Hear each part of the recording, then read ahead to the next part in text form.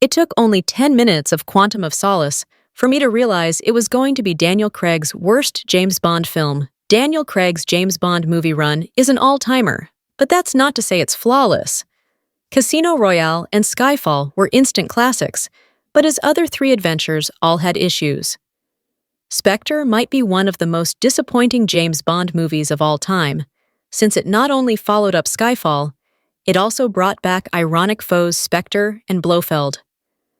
This 2015 adventure is incredibly stylish and has great sequences, but the story barely holds together, and it's all just kind of dull. For me, the title of Craig's worst 007 adventure is awarded to Quantum of Solace. Again, the film looks great and has some nice individual sequences, but the plot feels made up as it goes along, and the action numbs instead of thrills. Right from the introduction, I knew the sequel was in trouble. Quantum of Solace opens shortly after Casino Royale's ending, where Bond has captured the mysterious Mr. White. While making his getaway, White's men pursue Bond and a car chase ensues. That might sound simple, but in reality, the editing of this car chase is like a migraine simulator.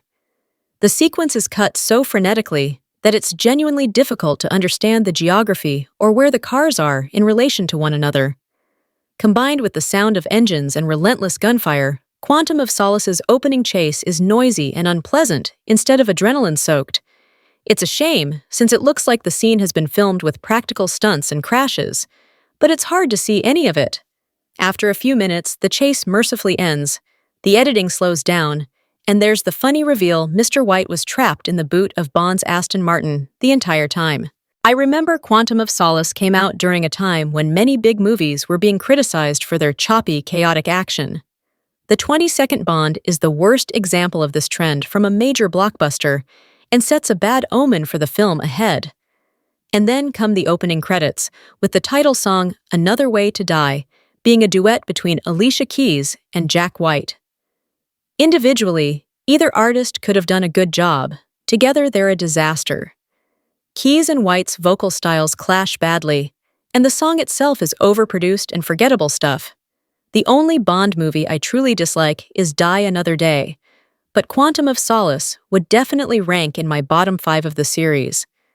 Given the conditions it was made under, it's impressive that it holds together at all. The biggest problem is it entered production without a finished script and was shot during the 2007-2008 Writers Guild strike. So, instead of having a team of professional writers massaging the story throughout production, Daniel Craig and director Mark Forster were the ones shaping an incomplete script. Craig revealed this to Time Out in 2011, stating, "We got away with it, but only just."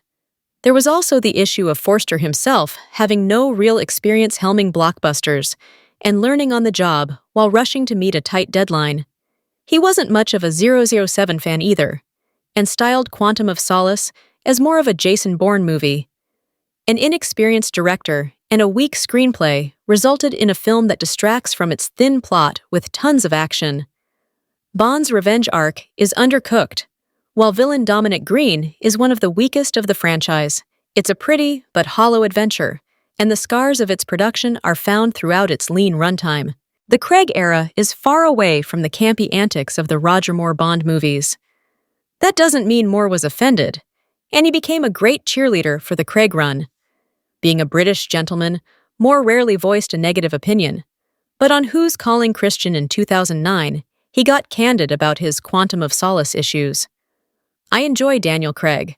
I think he's a damn good Bond, but the film as a whole, there was a bit too much flash cutting for me. I thought Casino Royale was better. It was just like a commercial for the action. There didn't seem to be any geography, and you were wondering what the hell was going on. But there you are, call me old-fashioned and an old fuddy-duddy. Considering most critics of the film took issue with how bad the editing was, Moore wasn't saying anything controversial. Especially when compared to the action in Casino Royale, the follow-up is really lacking.